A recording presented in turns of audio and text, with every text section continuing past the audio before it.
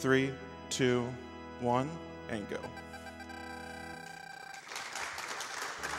All right, so welcome to ActRaiser. So we start off the ActRaiser in the platforming section here. We're going to the very first zone called Fillmore. We are the master, or I guess in this case our name is CBX, and our job is to vanquish the demons so that the people can rebuild their populace here. So some of the things you're going to see me doing throughout this run is you're going to see me slashing in midair a lot when I jump. And this is a small movement technique in the game we call a slash jump. What actually happens is when you slash at around the apex of your jump, you actually extend your jump upwards a little bit. And there's a number of places that's very important in the run during the action platforming sections. And it consequently, because you upward extend your jump, it's also going to extend how far you jump. So up here we have the first boss, the Minotaur.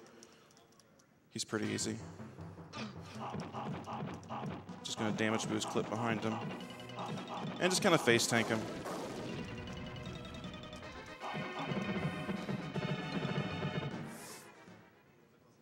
That's the first boss. So now that we've completed the platforming section, we're going to go into the simulation section of the game. The simulation section of the game, shout-outs to Crow for helping route this, but there's construction cycles that are going to go on, and we're going to want 38 of those cycles total, if we do everything correctly, to get to North Wall. So the simulation has actually become pretty tight. You have to kill a very certain number of monsters. You have to make sure you kill enough in the first cycles. So we're going to destroy these trees. We're going to go down here, kill this bat. We're going to go up here, kill this bat, kill that bat. And then we're going to move up, down, then up, so we can force the people to build in two directions at once, because my instructions are very confusing, so they just go any direction that they want to. Again, this is... I'm going to slow down a little bit because there's a tile here that you see the radical around right now. I don't want to build any houses on that, because if I do, it's going to trigger an event where the houses catch on fire, and then I have to put it out with rain, which just wastes my time. So my goal is to... I also did not lightning down here. That's bad.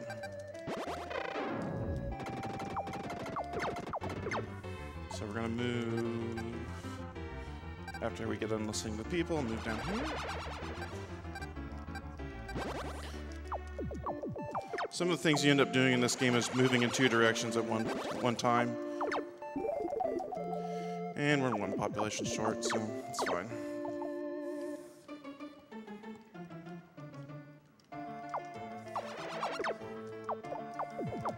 So once you seal the first layer, you have all the souls added to the town that you need in order to build successfully. Whenever you kill a monster in this game, you end up... Hang on. Whenever you kill a monster in this game, you end up adding souls to the town. It basically dictates a sort of maximum population you can build out to.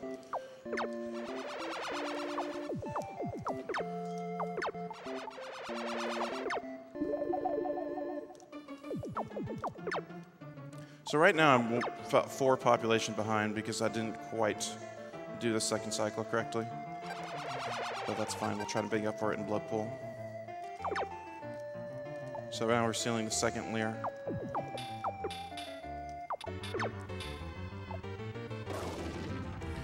And you'll see me building a lot of extra roads as I go through the run. Because while we're away from this town later on, stuff will still end up remote building. Every town will get a chance to do a remote build, i.e. they're going to build while you're gone. So that's pretty important. That we'll be moving around different towns because if you're in a town when it's its turn for its remote build, then while you're there, then you're only getting one town to grow at a time. So you want to move away from that town if it's its turn for the remote build. So you let another one build, and so you get like double the population growth you normally would.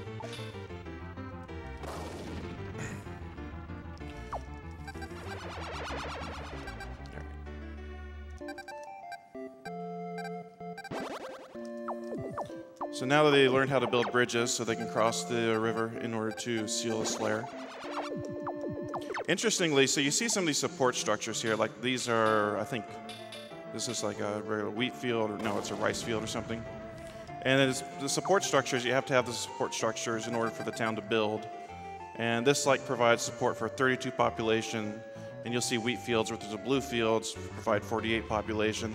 Interestingly enough, the bridges also are support structures. They count as a building and they add for 32 support too. So you're gonna see us every time we have the chance to build a bridge, we're gonna do it.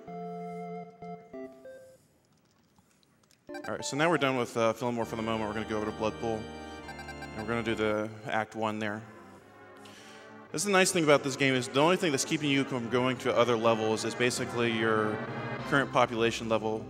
Your total level as you, the master, depends on how much population there is. So once you reach a certain population, you reach a certain level.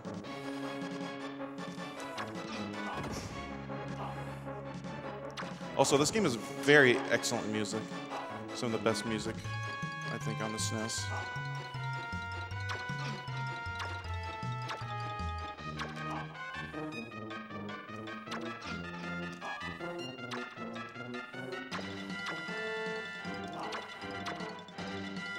This stage is pretty straightforward. I'm gonna just kind of scroll the screen up a little bit here because if I didn't do that, there would be 2 more of those guys spawning from below.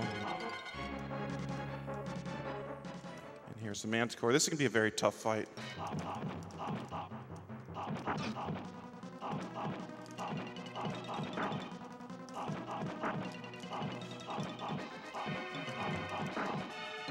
It's a pretty decent kill. It's really hard doing that fight. There's always the chance that the Manticore will hit you with its fireball and then you'll get knocked down. You'll fall into the Gatorade lake, as you see here. I don't know what flavor of Gatorade is. Don't ask me, but it's not very tasty. Looks like maybe lightning grape. Lightning grape. Is that an actual flavor? I don't know.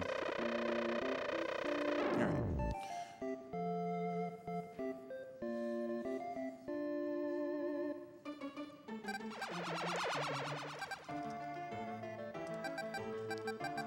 All right, so we're gonna sun that land so it dries up so we can build on it, and we're just going to go back and forth and killing these dragons.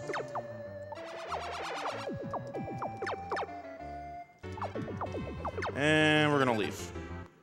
And go back to Fillmore and finish up the act here. So we went there to kill a couple souls, and if you've noticed that there is an hourglass at the top of the screen in simulation mode, that is a global timer. If I go from one zone to the other, that timer is the same. And so if you leave at the very end of the timer cycle, when we get back into Fillmore, we're basically going to pick up that same place there. So there's a reason for that. Yeah.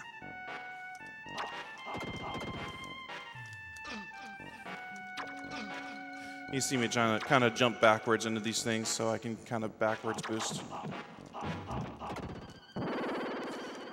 Come up here, you're going to see me do a trick. It's kind of a small glitch in the game, but you're going to see me clip into the wall here, just like this. Yeah, so it's basically getting me stuck slightly in the wall, but I'm able to just keep jumping up the wall, keep jumping up the blocks. And so it ends up saving me a lot of times in sequences like this.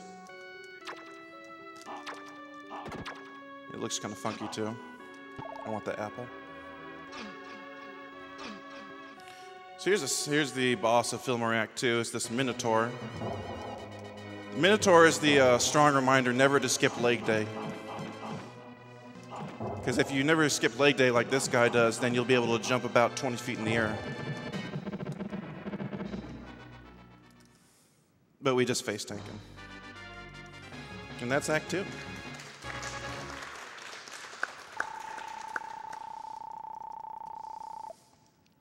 So now that we finished Act 2, it's going to bring us back into Fillmore. We're going to have one construction cycle there. I'm going to pick up the items that they have offering for me.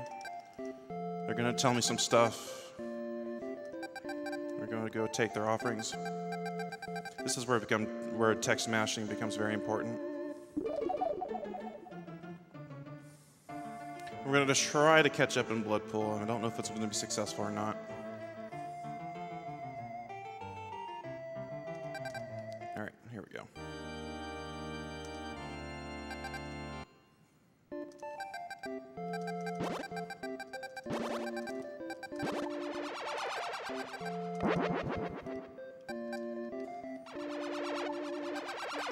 So, all right. So hopefully that can do it for me, kind of on the fly strats here. So we used an item called Strength of an Angel, which lets us kill these guys in basically one hit. It basically provides the power of 4 arrow shots, which is really handy to have.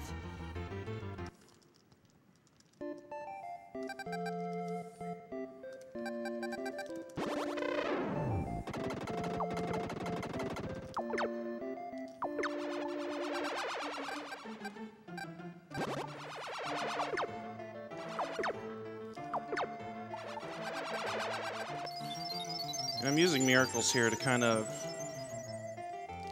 increase the amount of time I get. Because while miracles are going on, the timer doesn't run. But monsters also don't spawn, so it's kind of double-edged sword there. So I did not get an extra house like I was hoping I would. So we're gonna be behind, unfortunately, but that's okay.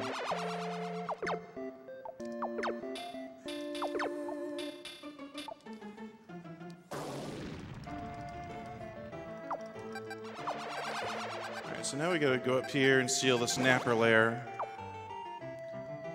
Thankfully, the monsters don't really harass the villages much at this point in the game. There's a couple zones in the future where they're going to harass them a lot. Namely, they can harass, like the blue dragons will try to randomly try to lightning some huts in Cassandora, and then they don't really do anything in Aedos and Marana. They're particularly bad.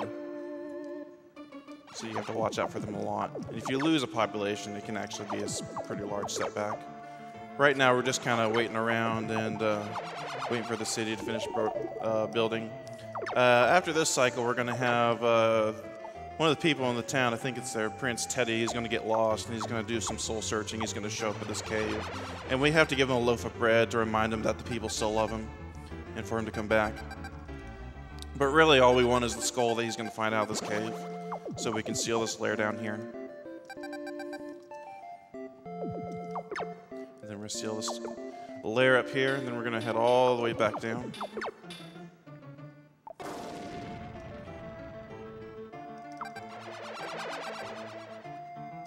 So there's the magic skull. So we're going to move the people down here so we can start heading towards this blue dragon. We're going to head over here and try to use wheat on the forest. That's not going to work very well. And I'm moving up here because this is sort of a small cutscene that moves you up here to show you the lake turning blue anyway. So I'm just trying to move up there so it takes less time for that to happen. And we can dance with the blue dragons when we're waiting for other things to happen. So actually, now is if we have a few donations, now's a good time to read them. Sure. We have a $25 donation from Railmom, who says, "Here's a small donation to help reach the goal for Doctors Without Borders for SGDQ 2017. Thanks for all the gamers, staff, volunteers, and participants for continuing to make this event a reality." We have a $5 donation from GeoTim90129, who says, "It's such a shame to see the hall so empty. At least we have over 86,000 viewers on Twitch. Oh, and can you put more people towards the Mirror's Edge Catalyst Easter egg? I would really like to see that one met."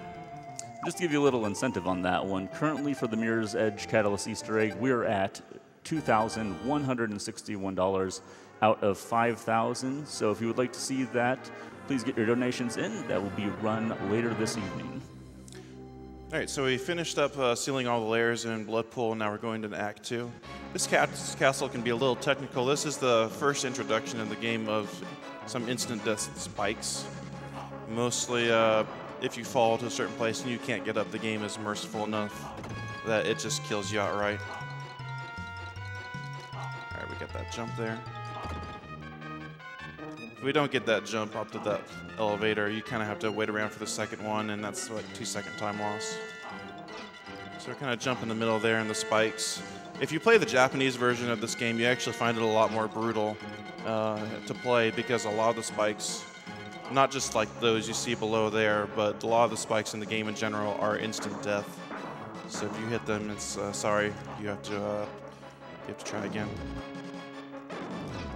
One of the interesting features here that you'll see is when you get hit by an enemy. Oh, we got the wall clip, nice. That's a really hard wall clip to get actually, because you usually get one try to manage to work it out. And this is a really hard room to do. All right, we did it.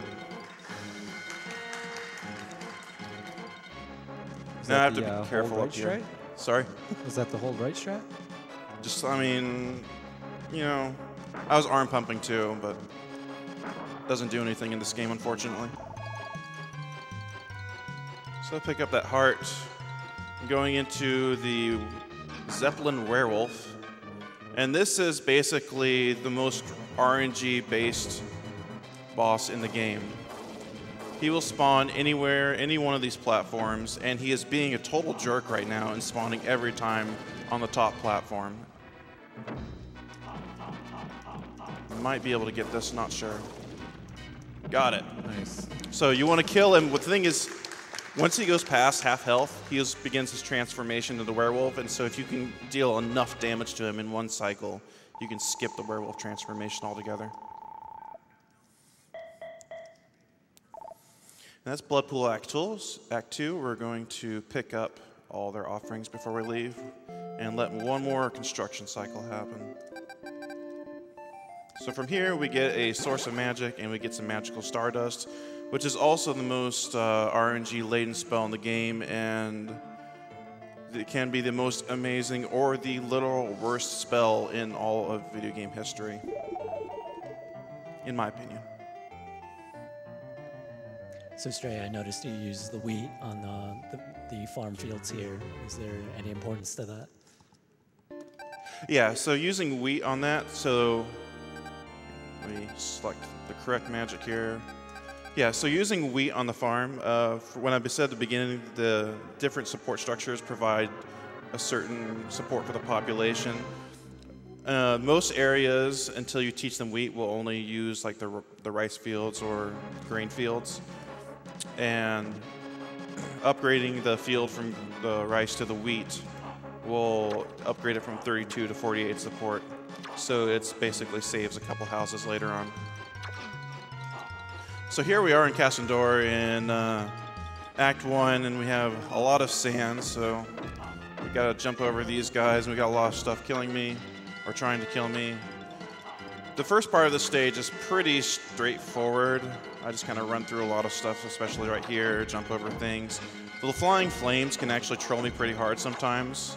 Not so much these, but the very first one we run into could have like put a flame right in my path, but thankfully it didn't.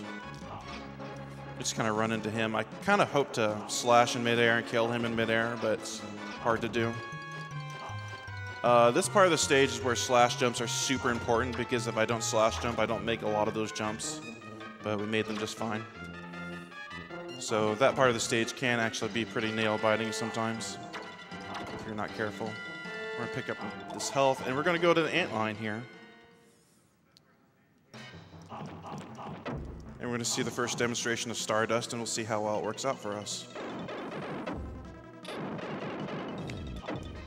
And I'm gonna slash in the wrong direction. So that Stardust was actually pretty good. I've had it kill, like, outright kill the antlion before with the Stardust, but I've had it do like 3 damage. That's the kind of RNG we're talking about here. It can either do you a favor, or it can perform averagely, or it can just say it's not going to cooperate at all, and it just throws the Stardust all over the place except where you want it to go. So you really don't have any power to manipulate Stardust except where you position the boss on the screen. It's really your only control over how much you get it to hit. All right, so here we're going to do a bomb to start. We're going to wait for them to respawn.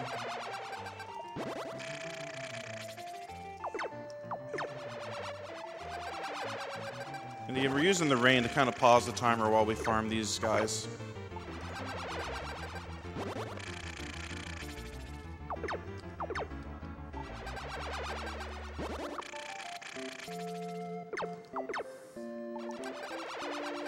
going to build in a certain direction to force people to build in these two directions. Some of the build orders in this game are kind of weird in the way we do them, but there's always a reason to try to get them to build in certain directions. All right, we're going to go up, down, then down here, back here. We're going to turn this field into wheat. Whenever you teach them the wheat, until you teach them wheat, they're just going to make the same kind of field, and that's going to be the same for all the zones except for Iotos when we get there, because they don't have wheat fields or any fields of that matter. They have the, okay. This blue dragon wanted to nuke one of my huts, so we had to stop him. I don't know what it is that sets him off, but sometimes they decide they want to come down and they want to party, and I don't like their version of a party, so I have to politely tell them to leave. With arrows. All right. So now we're just going to make it rain a lot. We're going to wash the desert away. There's going to be a lot of desert to wash away. There's this guy over here. He's dead. We're not going to rescue him or his body. He actually has the plague, so if we rescue him, it could be a problem. Plus, it costs time to rescue him. And we uncovered a pyramid raining on that particular square. I wonder whether that's going to have anything to do with the game. I don't know. Maybe it's just there for looks. So we're waiting for the construction cycle to build, and we're going to seal this layer, and then we're going to start heading upwards. And we're just going to kind of kill monsters in the meantime. So this is probably actually a good opportunity to read some more donations if we have them. Sure thing. We have a $32 donation from our own Peapot Dot, who says, "This is for my 16 encounters in Super Adventure Island 2. Good luck with ActRaiser and the rest of the SNES block." We have $20 from Cerberoth, who says, "Good luck, Stray." Thanks, Serb. We have $21 from Anonymous, who says, "Love the stream every time. Good times, good cause." All right, so we're getting up to the last few layers here. Unfortunately, it takes a while to build up here, but that's fine. Normally, what I would like to do is just like to dance with the blue dragons. It's kind of funny how you can manipulate them around. After you play so long, you get a sense for how their AI works. He's gone. He didn't want to dance anymore.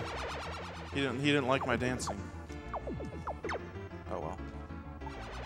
When you rescue this guy, it actually gives you something called the harmonious music, which is pretty cool to have.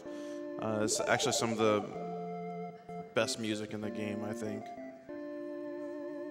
Unfortunately, if you never rescue him, you never hear it. There's and that reminds me, there's a lot of events that happen in each town that you need to do things in order to fix those events. In Casador, for example, is the plague that hits the town if you rescue this guy, but if you never rescue him, the plague never hits this town. So you don't need to worry about dealing with that. So in Bloodpool, what happens is, after the population gets so large, they'll actually start fighting each other, and you need to bring the harmonious music over from Casador back to Bloodpool and play it so people will stop fighting each other, because the music is that awesome. I mean, how many people do you know who can play music and stop a fight? All right. So here we are in the pyramid. It actually did come into play in our game. And we're going to kill these mummies. We're going to avoid the arrows. And we're going to jump over this guy. And here's a little hard trick that's coming up here. Let's see if we set it up correctly. All right, we got it. That's a pixel perfect trick. It's really hard to do. Getting it first try is really nice. Because otherwise you have to take the elevator and go around, and that's just a lot of time. Also doing another wall clip here.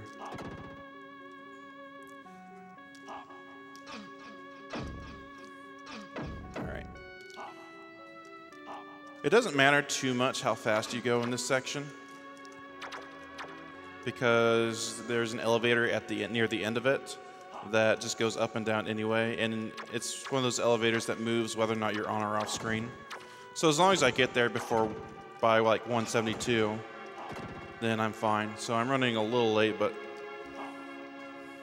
I'm still making it here just fine. Jump over him, get the apple. This guy you can't really jump over because he does the slash, so I'm just gonna run into him twice. All right, now we have the Pharaoh boss. I think it's actually called Pharaoh, not Pharaoh. He looks like a Pharaoh though, and we're gonna do Stardust. Stardust usually works really well on this guy. And that was pretty good Stardust. I've seen Stardust flat out kill him before. I just had to add one slash at the end of that, so that was pretty average. So now we're done with the Cassandora Act 2.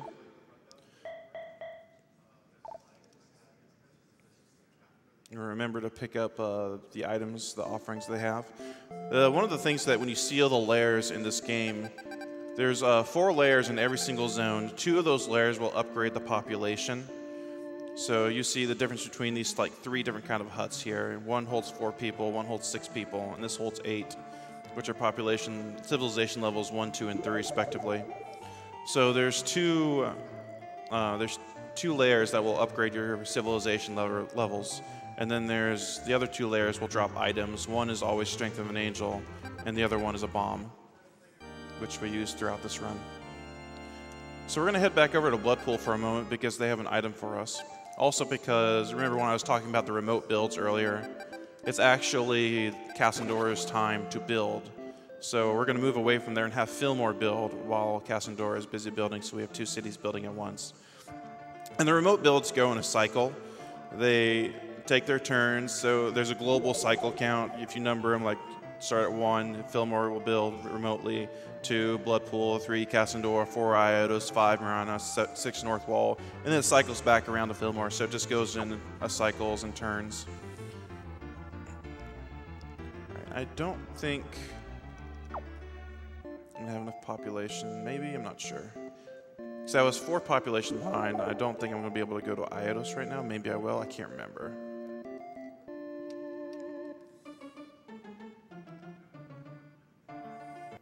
Okay, we can. So I want to make sure that bridge builds before I go, because that's a support structure and that's very important. So now we're going to go to Iotos, which is the volcanic area.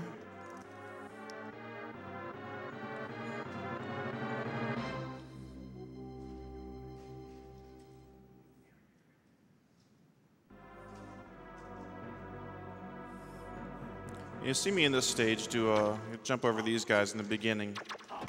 And we kind of have an auto-scroller coming up here. There's not too much we can do here. So you see me, these birds will come up, and there's be a lot of other things that kind of get in my way here. So if we have 1 or 2 donations, we can kind of read during this part while we wait for the auto-scroller to finish. Sure thing. We have $52.25 from Hypnotoad, who says, "All hail the Hypnotoad." No. All hail SGDQ. Greetings from Norway, where it's just past noon and cloudy. Happy to spend my hours watching all the great games and great speedruns. My money goes to leaving Deckard Cain rotting in his cage. Poor Deckard. We have $5 from Sing Amit, who says, "Greetings from Sydney, Australia. Thanks for hosting a great 24/7 event that allows people from down under to watch during our peak time." Well, thanks for watching. All right, so now we're climbing up the volcano here, the side of the volcano. We got these boulders, and you see me just jumping backwards, so I end up damage boosting into them, so I don't really lose any time there. All right, we're going to set that up again because I really want to get this. All right, we got that. That's a good trick. That's a pixel-perfect trick. You see me kind of flush up against the ledge back there because it sets my positioning up in such a way that I can get the most boost off that ledge, which is required in order to make that trick. And I have to stop holding right when I land on the other side because I actually land a little bit inside the wall.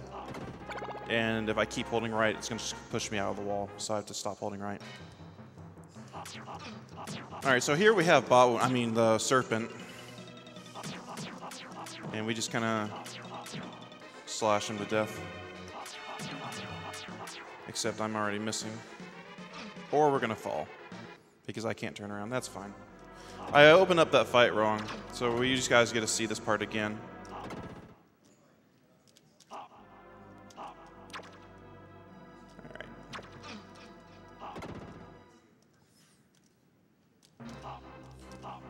So this is the sword upgrade that we picked up last time. The sword beam, it's one of 2 places in the game we use. It makes this fight a lot easier. There we go. That's how that's supposed to be done. There we go, much better.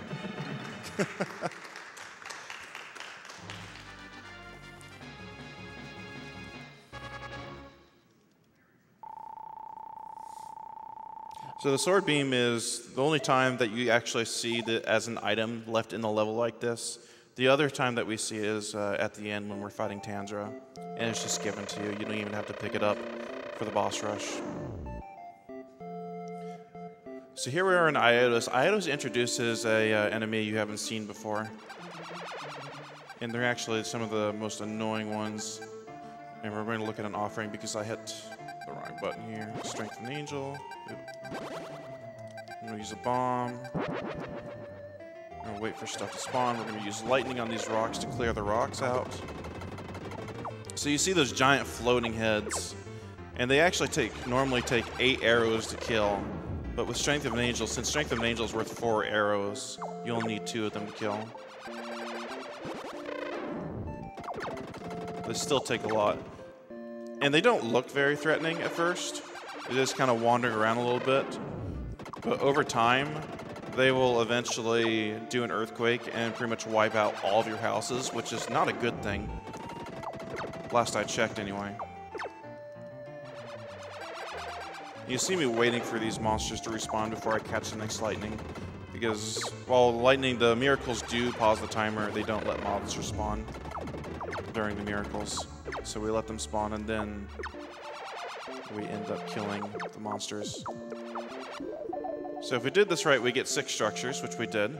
That's the most population, most structures you can build in one cycle. Is 6 structures. So I wanted to kill enough monsters in the first cycle to build all 6. Because again, when you kill a monster, it adds 1 soul to the soul pool of your town.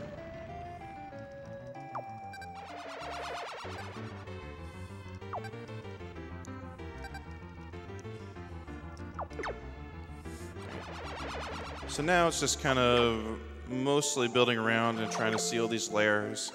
They're going to have a couple things. This guy is going to want us to make it rain on the town hall. He's going to stand out here and wait for it to rain. We're not going to make it rain for him because there's literally no incentive for us to do so. So we're just going to kind of let him stand out there. Unfortunately, he will die, but I think he dies anyway, so I don't know. There's no incentive. It doesn't cost anything. Even if we do or don't make it rain, it doesn't change the game any. So he's just going to stand out here and wait for the rain. But we're going to be over here building with some more roads and trying to seal monster layers.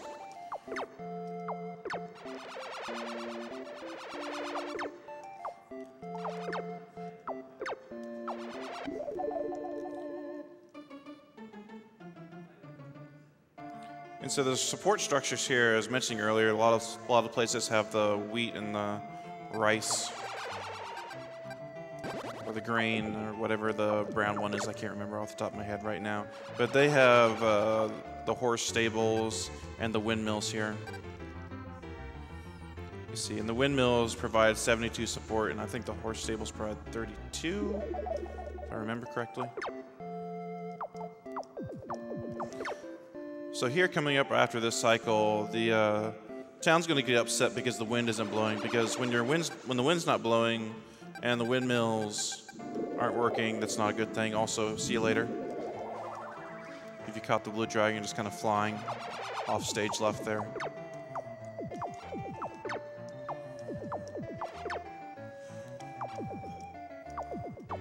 So we'll seal these 2 layers on the next cycle.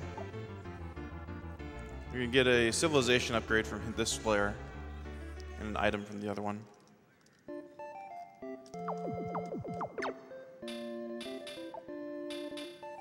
There's a magical sheep here. He just appears randomly.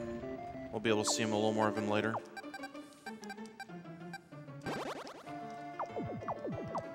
So now we're going to seal this layer. And after we seal the 4th layer here, then this volcano is going to start erupting. Which if volcano's erupting right next to your town. That's generally not a good thing, so we need to go in and fix it. So we're going to go right into the volcano. This stage in Iotus Act 2 is actually, there's a lot of things that can go wrong, which is a great thing for me to say as I'm about to go into it. Doesn't set me up for failure or anything. But it's actually, I think, one of the coolest stages in terms of a speed run. It's probably the most technical stage, I think, in the game. You see me kind of back boost into these guys. Because these guys take a long time to kill, so it's not worth trying to kill them. Barely made that jump. Alright, kill him because he's annoying. We're going to kind of take it easy here. And this guy, this is why it's so hard to kill those guys, because they take forever to kill. And we're going to back boost into this guy and take a long fall, using vulnerability flames to get through a lot of those flames. And then we have the pinwheel boss. I can't remember his actual name. We're going to use Stardust and hope we get good RNG. And it was mostly okay. You can get a general sense of how fast the bosses are by looking at what the timer ends at. So 189, that's okay. If I didn't use magic at all, I could get a 188 with just using slashes. So I've saved myself about a second. The best I've seen with really good Stardust RNG is 192. All right, so we're going to go move immediately back to Kasendorf for a little bit, because it's currently Iota's turn for a remote build. So if I just stay in Iotus when it's his turn for its remote build, I don't really get any extra benefit there. So we're going to Kasendora and having it build while Iotus will build as well. You get to follow these people. And as soon as we're done here, we're going to go right back to Iotus. All right. So moving back up here, going back to observing the people. And they have something to tell me. They found Fleece because of the sheep. Hey, this is our magical sheep. Why is he magical? Well, I've seen some interesting things out of him. He just magically disappears and reappears. He even duplicates himself sometimes, and then the duplicate disappears. It's kind of interesting. The reason we know this is because this is a part, probably the longest stint of time we'll spend in ActRaiser is in this zone. So while you're busy running around waiting for things to happen for the people to build their towns and their huts and increase the population, you just kind of look for things to do, and you look around and you start noticing really bizarre things like sheep magically disappearing or reappearing. In the meantime, we've built to this tile, and this guy's exploring the mountain, and he's going to find a magic scroll for us eventually, right around when he gets up here, which is going to be right about nowish. So now that he found the scroll, we're going to take all the offerings from this town, a source of magic. And now we just have to wait for the town to build out. So if we have donations during this time to read, that would be a great time to do it. Sure thing. We have $15 from Reborn107, who says, "Hey Stray, I was able to donate this time around. Good luck and go beat that jerk Tanzra." Thanks, Reborn. We have $50 from Dude Man Jones, who says, "Wait, there's a Catalyst donation incentive? Take my money." Also, question for Stray, how exactly does one teach villagers to wheat? I'm asking for a friend. I think it just falls from the sky and it just happens. I don't know. We have $10 from Yoinker's wife, who says, "Hello, SGDQ. I can't donate much more than I have, but I will tweet pictures of myself watching Super Mario 64 at the top of Mount Fuji. You guys are awesome and restore my faith in humanity. Also, kill the animals." All right, so we're heading into Miranda now, which is basically the swamp region of the game, and not my favorite levels in the game, but actually both, now that I think about it, both bosses are my least favorite. But this boss, the Raph Lasher, isn't too bad, but Kalia is probably the worst boss in the game, and you'll see why when we get there. So we're kind of jumping and dodging over, ducking, doing a lot of things. I'm going to get hit by that bird. That's fine. And we're going to do a wall clip here. Maybe. There we go. And we're just gonna go, you know, and clip on the wall, go in the ceiling, and go to the next room. And skip the rest of that room. As it turns out that the transition to go into the next room is literally just the end of the screen. So as long as you get there, however you get there, in this case, you know, clipping through the ceiling, it doesn't matter. So we're gonna do another wall clip, hopefully. The only opportunity we have to do a wall clip is this vine. I've got 3 chances to do it. So there's 1, 2, got it on the second try. And you just stand up here and slash, and totally complete, legit strategy. There's nothing wrong with this whatsoever. And funny thing, if you actually go high enough, if I keep jumping upwards, then it's going to perceive as though I fell out of the world through the bottom of the game, and it'll actually kill me and put me back in the previous room. So you don't want to jump up too high there. But there is benefit to being high up when the stage ends, because the little thing that leaves the master's avatar, the stage won't clear and transition away until it's cleared the screen. So the higher it is, the more time you spend, or the more time you save. So we're going to move around here a little bit, and we're going to cast an earthquake, which is going to join these 2 islands together. It can be a little disorienting at first, trying to shoot monsters while an earthquake is going on, but it's not too bad once you get used to it. Alright, he's being a jerk.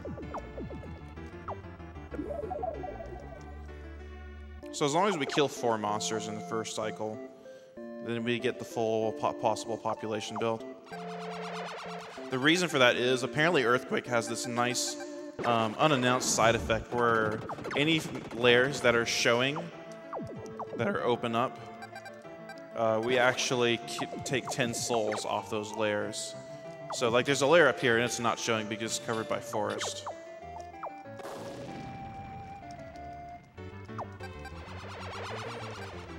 We need to teach these people how to weat, so we're going to teach them how to weat real quick. And we need to go start going around and destroying a lot of stuff. There's a lot of forests, or what would you call these forests? I guess I call them forests. That we need to destroy, a lot of land to dry up, and we need to build around here. So we got a lot of miracles to do here. This is one of those zones where the monsters can actually get a little squirrely on you, and they can generally pose a problem. They're not going to pose a problem right now. Eventually I'm going to get up here and I'm going to build a wheat field right here. And this red devil will constantly go for this wheat field, and I have to watch for him. And this blue dragon will just intermittently decide, I'm going to blow stuff up today. And the napper will decide, I'm going to nap your people. So you got to watch out for those bat nappers. Hide your kids, hide your wife. Alright, so now we're going to move this up here, and we're going to start building in this direction towards the red devil.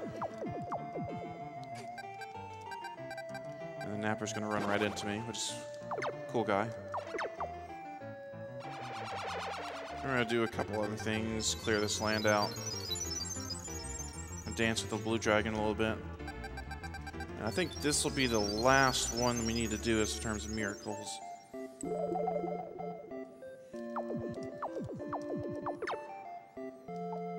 So we're doing pretty well here. So now is the point when I have to watch for this red devil coming down.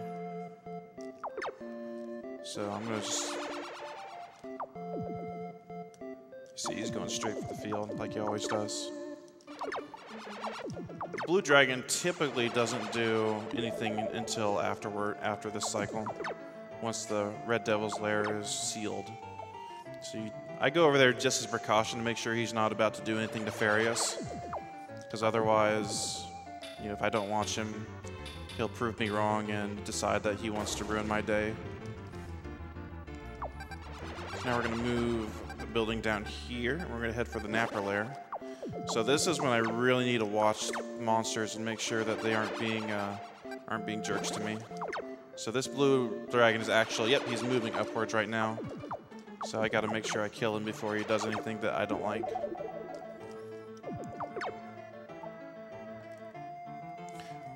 The funny thing about the napper bats is when they pick up people from houses, there's like 4 people that appear to be hanging from the napper bat. And you can save the people if you kill the napper bat, provided that the napper bat is currently not above water. So if you kill the napper bat above the ocean or above this lake conveniently placed in the middle of the zone, the people will end up dying, and that's a population loss to you.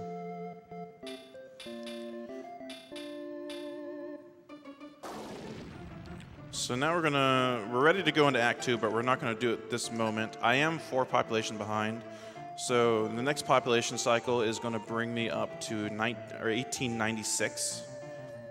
So I'm going to have to wait 1 extra cycle because I was not able to make up for it at the beginning of the game, but that's fine. And we're going to wait around for that and before we go into Act 2. The reason for that is after we come back from Act 2, we can mash the menu button to leave the place immediately, because otherwise it just kind of interrupts us and we can't do that if we haven't built the construction cycle. We have to go through the cutscene that says the town is thankful for what it did, that it defeated the guy and everything. So by waiting here, waiting the building now, and just leaving as soon as we get done with Act 2, we save that little cutscene there. So now we're going to go into the temple, into Marana Act 2. So this would be cycle 39. So ideally we want 38 cycles in the game. Again, shout-outs to Crow and a lot of other people that have been growing in the ActRaiser community lately. And, of course, shout-outs to Lake Hulk for completely obliterating this game. So I'm taking a lot of intentional damage in this stage, and you'll start seeing that more and more as it goes on. Some stuff is just really complicated to get by, and it's just a better alternative to take damage from it. These guys, though, right here, they deal 2 damage, so if you can avoid it, you don't want to take damage from them because that is a lot of damage compared to other stuff, only dealing 1 damage to you.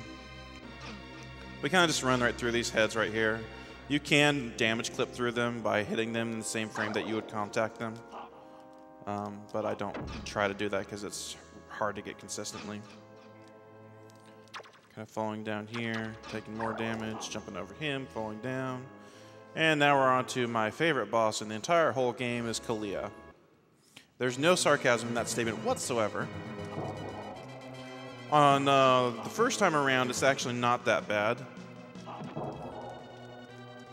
But there can be a lot of RNG from this boss because there is the chance that Kalia will just stay up there and fire an orb at you, and we're just going to use Stardust to finish Kalia off because I don't want to wait for her to fall down again. And that's Act 2 of Marana.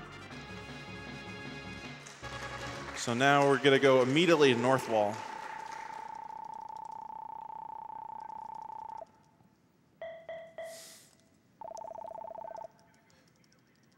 All right, so again, mashing the menu button as soon as we can, leaving. I don't want to listen to what the people have to say because, again, I don't have the time.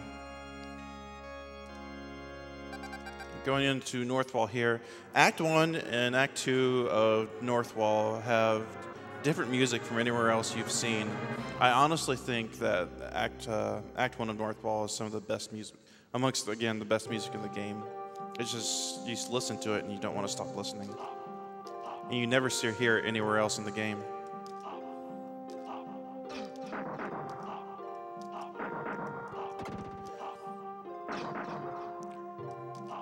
So this stage affirms again that birds are jerks because they try to bring these things to you, drop ice pellets on you, whatever that is. Or we just kind of go through and kill them. I run through those enemies because I'm trying to make this platform here. This platform moves whether or not you're on screen. So you just want to rush down there so you can make it in time.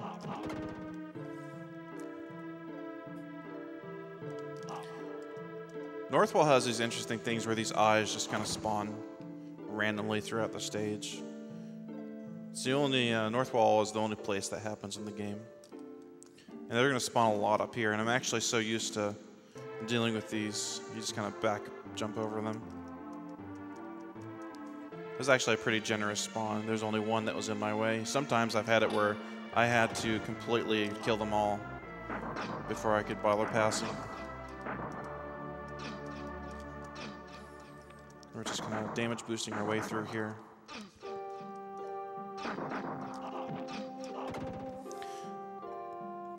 And now this boss's name is Merman Fly. Because he's a flying merman? I don't know exactly what's going on here. We're just going to try to use Stardust on him, and Stardust is just going to whiff. It's a little better. That's still not great, though. Oh my gosh. This is an example of how Stardust is awful. I regularly joke that Stardust RNG is actually the real boss in this game. But normally that's not a hard boss to beat, though. The strat is just different because I try to bring him over and kind of control where he goes on the screen. So now that we're in North Wall, we really don't care much about our population at all. We just care about sealing the lairs since we're in the last zone of the game. So I'm going to be trying to do something called brinkmanship, is literally killing the minimum number of monsters possible while still being able to advance the building. And there's going to be a lot of sun here. I think we might be attributing to global warming here. I'm not sure. Definitely making the place a hotter place. But we have to clear the snow out in order to make this, let the people build in the direction that they need to go. So I've killed 2 monsters so far. And you'll see me kill only a total of 8 in this first cycle. So there's number 3. Just kind of taking my time with it.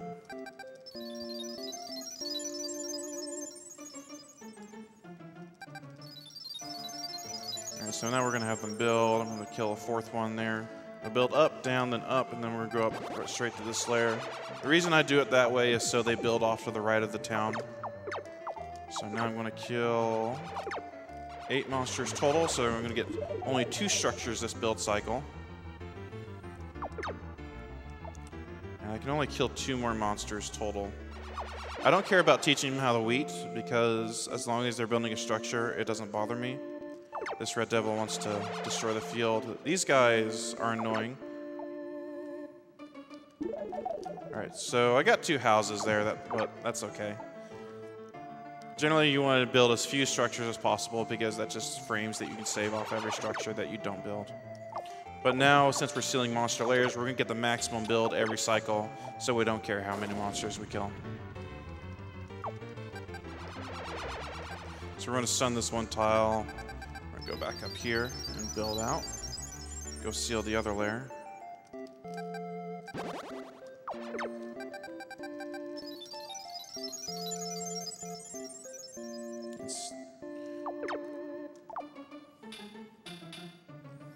So this is a pretty quick zone to go through. We do get a magic scroll from this zone as well eventually once we get down to this area, which is nice. So we'll have 4 total magic scrolls as we go through the end of this game. And I actually did that a little too fast because they don't know how to build bridges until just then. So there we go. So we just need to seal this layer, move over, and then we'll seal that one, and we'll be done with North Wall. We have time for 1 donation. Sure thing. We have a $50 donation from Hecalidian, who says, "This is my first time watching live, and I had to donate during ActRaiser, one of my favorite games of all time. Seal the layers and save the frames." All right, so now we got one of the scrolls they have offering up. We're just going to take everything. And we got to wait 1 more cycle for... You see the difference between having Strength of an Angel and not having it for these guys. They take 8 arrows normally to kill, which you sit there and you're just shooting arrows into the guy and just like, man, are you ever going to die? They do, though. They do eventually die. So now we're sealing this layer, and once we seal it, we can go into Act 2.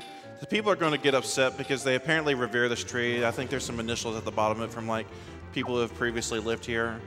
But now there's going to be this wyvern that's like stalking the top of the tree, and it's got people upset, and they're asking me, hey, can you go please take care of this wyvern?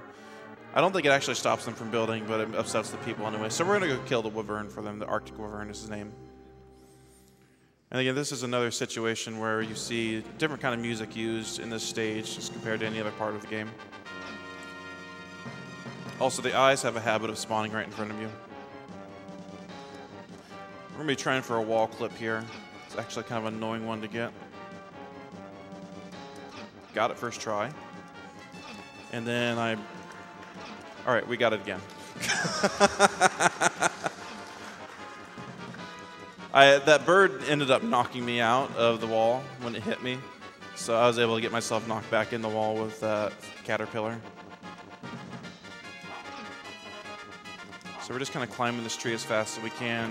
Not really giving much attention to the damage we're taking. And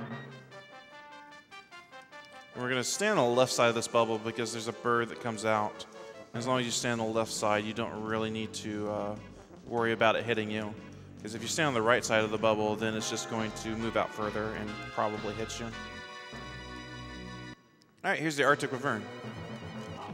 I actually really like this boss's graphical design. I don't know. Are you serious? Are you serious? Not only did I lag like crazy, it only hit him like twice or 3 times.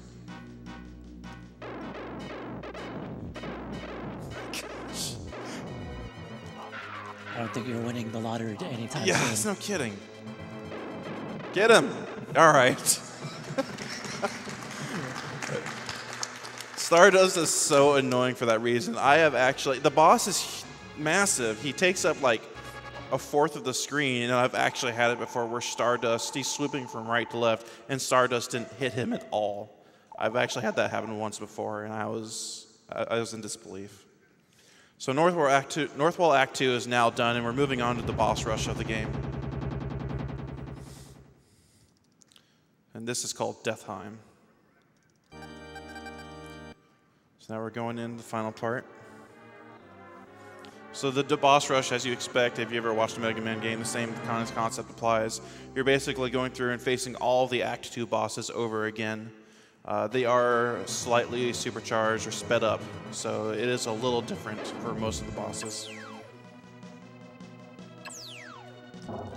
The Minotaur is much faster now. Stardust usually does a pretty good job on him, though, so I only have to do 1 Stardust, and that was pretty average for Stardust. That was actually decent. And we have to do the Zeppelin Werewolf again, which is, again, if you remember, the very RNG-laden boss. The only difference is he teleports away a little faster, but you can still skip the werewolf transformation if you get good cycles.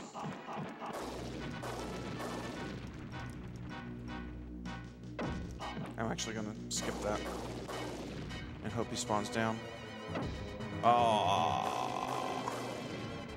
Come on. I want to take it. Nope, not quite. 1 health bar left. That's fine.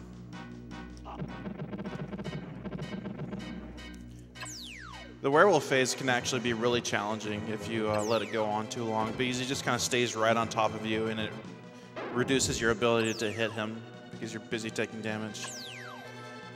Pharaoh boss is really easy. We're just going to use the regular professional mode strats to kill him. Because if you put your back up to this wall, it turns out he tries to fall down on you, but he just can't hit you, so you just sit here and basically wail on him.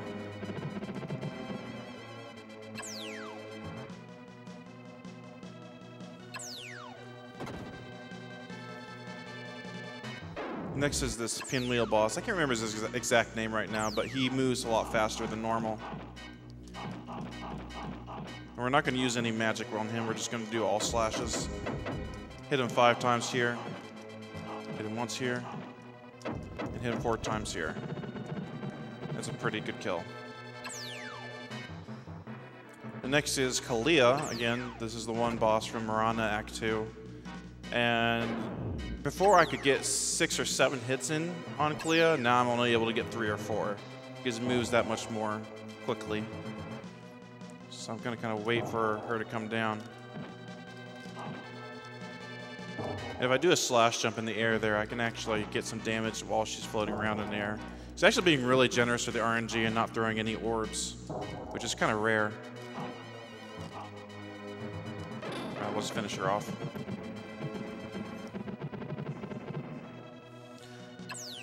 So here comes the Arctic Wyvern refight. Let's see if this goes better the second time. I only have 2 scrolls of magic though, so I'll let him do whatever he's gonna do the first time. The difference with this fight is he doesn't really move any faster, but his particles that he shoots definitely go way further than they normally do. It's not exactly what I want. All right.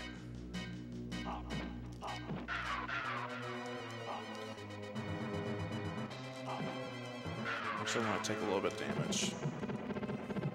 So I have 3 health. I'm just going to take an intentional death coming up here because the chances of getting through Tanzera without taking 3 hits is low. I'd have to do a lot of evasion to do that. So I'm just going to take an intentional death here with these. Maybe, there we go. Refill the health bar. It's a nice thing is when you die, you get your health refilled.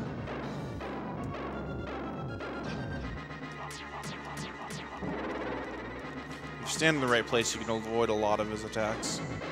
But these little meteors that come down, some of these are very hard to dodge sometimes. I love the effect of the boss bar too. It's just like you're fighting bosses. You've never seen a boss with more health than this. Suddenly the health bar goes clear ways across the screen.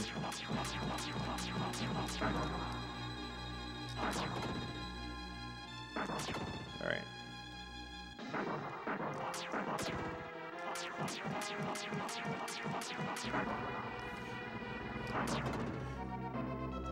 And time is coming up. Time is when I lose control of the Master's avatar. I got 1 more hit to go. You get that guy at the bottom. I want to take care of him. And time.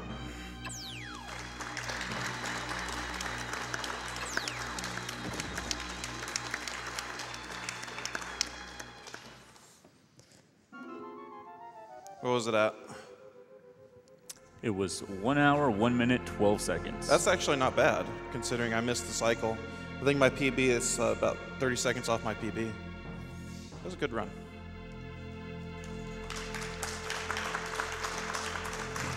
If there's anyone out there interested in learning the speedrunning ActRaiser, we've got a Discord now. You can just find me on Twitter, and I can send you a link to come learn this game. There's been quite a few people over the last year that have started learning how to run it, and quite a few people have been improving it too. I think this time last year, the any percent time was like a 105, and now it's down to Hulk is the only one that holds a sub-hour time, which is just an amazing feat to me. But that has been ActRaiser. Thank you guys for having me, and I hope you enjoyed the run.